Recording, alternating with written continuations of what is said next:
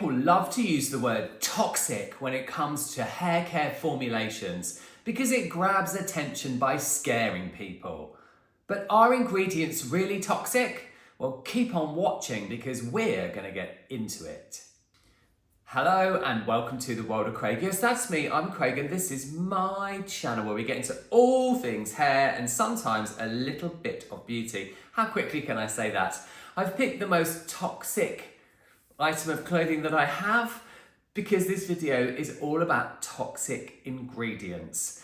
I have had a couple of short form videos recently that were to do with the Kerastase dupe video that I have here on my channel, where I found another dupe for something in that line, and the comments, well, they both went viral on different platforms, and I got lots of comments saying this is toxic, that's toxic, this is toxic, that's toxic, all the toxics. So I thought that I would make a video that is my opinion and skew on ingredients being toxic, harmful, etc., etc. It's worth mentioning in the intro before we get started, get into things, in that first of all, there was organic. Then there was free from sulfates, phthalates, etc., etc.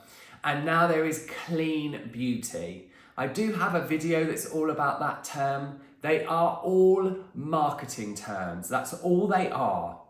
There is no substantiated, there's no backed up thing for clean beauty. Just like there was a lot of scaremongering around sodium lauryl sulfate. We'll get into that in a second. So, please always keep that in mind. And then secondly, no brand. And I know because I have met these people, I have met these chemists who make these products, a lot of them, be it hair care, hair colour, and so even some beauty chemists I've done some freelance work with, which I'll never tell you about because it's all top secret, and I signed an NDA, so I'm not allowed to talk about it. But these chemists want to make products that you come back and buy again and again and again. So they're not in the nature of making things that are potentially harmful. Yes, everything has the ability to cause an allergic reaction. Pretty much everything and anything, depending on the individual. So, all of that said, very serious, Craig and his toxic sweater. Let's get into it. This is going to be a relatively serious video, I guess. Of course, it's me doing it, so there's going to be some humour in there somewhere. First of all, peer-reviewed studies. Let's just mention this briefly on the screen now. Peer-reviewed studies are studies where scholars have reviewed other people's scientific data. The data is generally scientific if it's being put together by somebody who is a professor or a scientist or, an academic. So I'm just basically sharing this with you because that's the studies they are the studies that I read when I'm doing my research. Be very careful where you get your information from, okay? Because a lot of the time it won't be correct, or sometimes, as I'll mention very briefly later, it might be attached to advertising, and that is not genuine. So if you want to find out the real lowdown, the real juicy information that is going to be correct, look on the internet for peer-reviewed studies. Okay, let's talk preservatives, because goodness me, golly gosh, does that get people very upset. From my own personal opinion, I don't want to use, my own personal viewpoint, I don't want to use a product that doesn't have preservatives in it of some kind. Microbes could be more dangerous to us as human beings than something that is a preservative. A lot of brands got a lot of flack, and also it is marketing, so people started removing parabens, which are the things that give you the preservative in the product, that preserve the product, give it a longer shelf life, stop microbes from growing, because products can very easily go off even if they're sealed. They started removing parabens, and this is an example. I've got my iPad. I am dyslexic. It's very tricky for me to read very long words sometimes, so I've got my iPad, but and I'm going to pop the description of what it is on screen as well. Methyl isothiazolinone. Yes, I did it. Now, since that has become more prevalent and brands have been using that, you will be interested to know that a lot of brands are removing it. You will still find it in a lot of drugstore products, body washes, shampoos as a preservative. It's a very, very potent preservative. It really does cut down, it cuts out anything growing in the product. It's very effective in what it does, but it can also cause an allergic dermatitis reaction, allergic contact dermatitis. So, it's interesting that for years and years we've had parabens that have their own, drama surrounding them, that have their own negatives too, can do, bearing in mind that you would have to be exposed to a very large amount of pretty much anything that I'm going to talk about in this video today in order for it to have a negative effect. Remember, peer-reviewed studies, don't believe everything you see on the internet. But they started to remove parabens, they were using this instead, and people started having an allergic reaction. So it's very interesting that, you remove one thing, you use something else, and then people start to react to it, so they start to remove that from the products as well. So again, it is all about choice, but would I use something with methyl iso... I have to read it. With methyl isothiazolinone in it? No, I wouldn't. But do I use things with parabens? Yes, I do. A brief word on apps. Yes, apps where you can scan a product's barcode or enter the name. Yeah, that's the one. Enter the name and it will tell you whether that product is toxic. So there are lots of them. I'm not going to name any because I haven't looked at them extensively. I have had a look at a few of them and I often get them left in the comments on here and on my other platforms, and people will point me in their direction and say you should use these because the products you're talking about are toxic. Well, interestingly enough, the majority of those apps rely on advertising, yes, marketing. And I think that's really all I need to say on that, really, is that, again, you make your own choices, you spend your own money, you make your own choices, and it is what it is. If you don't want to use anything with anything I'm talking about in here, or you don't share my own personal opinion, that's completely fine, or professional opinion, that's completely fine. But it's not okay for anybody to try to impose their, to actually bully people into thinking that what they're doing is wrong. So I would just give you a word of caution with those apps because they have an agenda and they're not there just for the good of your health. They are there to make money. Something to think about.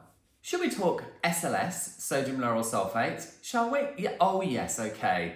Now, it's worth mentioning right from the get-go that if you have a keratin treatment on your hair, it's not sodium lauryl sulfate you need to avoid, it's sodium chloride. Yes, salt. Yes, salt. Not sodium lauryl sulfate. That will not remove your keratin treatment, but sodium chloride will. Okay. Now, SLS.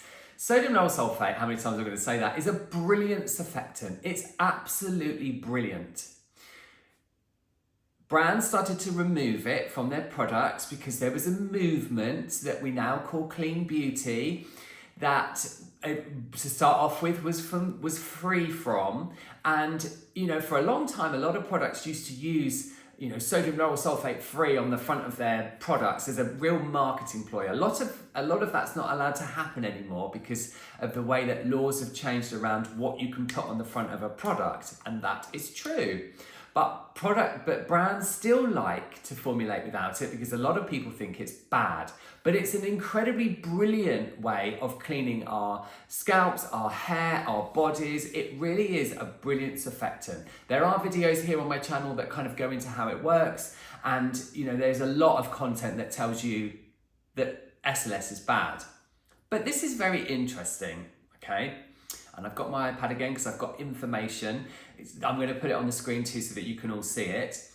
There is no data to suggest that SLS is dangerous. So the research from the American Cancer Society, which is backed up by peer-reviewed studies, SLS is not carcinogenic, okay? Then we have other studies that I looked at when I was doing my research for this video. The World Health Organization has detailed several warnings about SLS. The World Health Organization, huge global entity that again has peer-reviewed studies. It reports that SLS can be harmful if swallowed and may cause eye, lung and respiratory irritation. When you read into that study, it's vast amounts of sodium lauryl sulfate, vast amounts that could be potentially harmful. So again, that's what people are picking up on and making content saying, SLS will kill you. It won't, it will not. You know, it's not carcinogenic.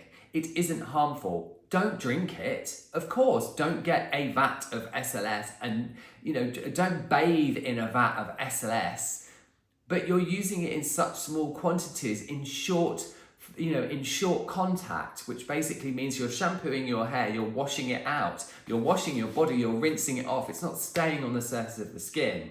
So again, you pay your money, you take your chances, but in my opinion, SLS is brilliant and you shouldn't be worried about using it.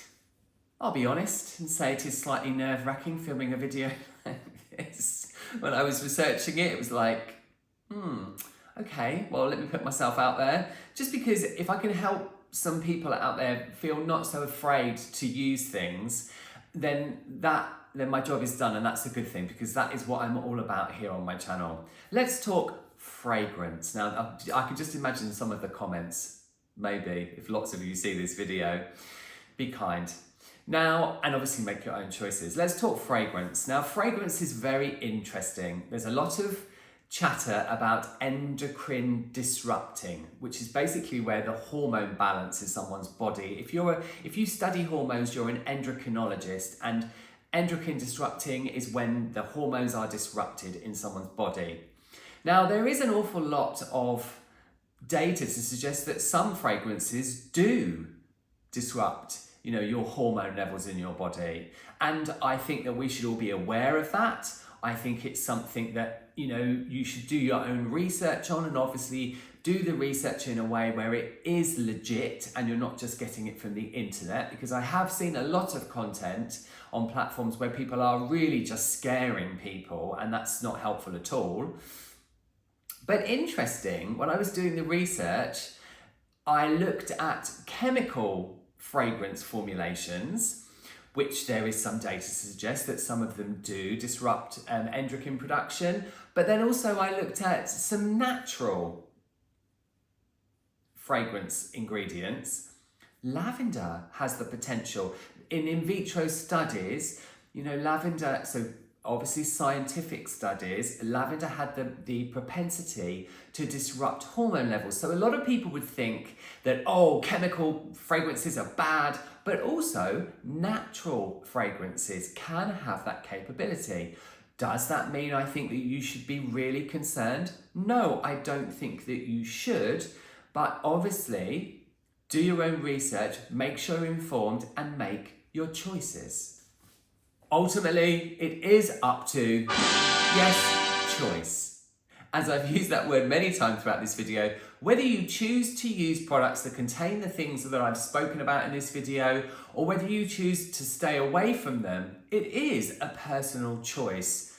Just like whatever hair care you choose to use is a personal choice. One size does not fit all, and it's important that whatever values and whatever opinions we have, that they are ultimately ours and we don't force them on other people. That is why I have made this video, ultimately, I guess. Have you, are you somebody that loves to use ingredients I've spoken about in this video, or are you somebody that doesn't want to use them at all and stays away from them? Remembering that we're a kind place over here at TWOC. Let me know in the comments if you are somebody that loves formulas and likes science and loves research and development. I have an entire playlist of come shopping with me videos here on my channel where I do exactly that. I take you shopping and we look at formulas. There's dupes, I know, yes. I will link that in the description. And as always, if you've enjoyed this video or found it helpful in any way, or maybe just entertaining, you know exactly what to do. All of, you liking this, sending it to a friend, subscribing means that my content gets pushed out to more people. And I love my community over here on my channel. It means so much to me that you all watch my content. And that's exactly what we are, we're a community. A huge thank you if you've got to the end. You all take lots of care, and I'll see you all in the next one.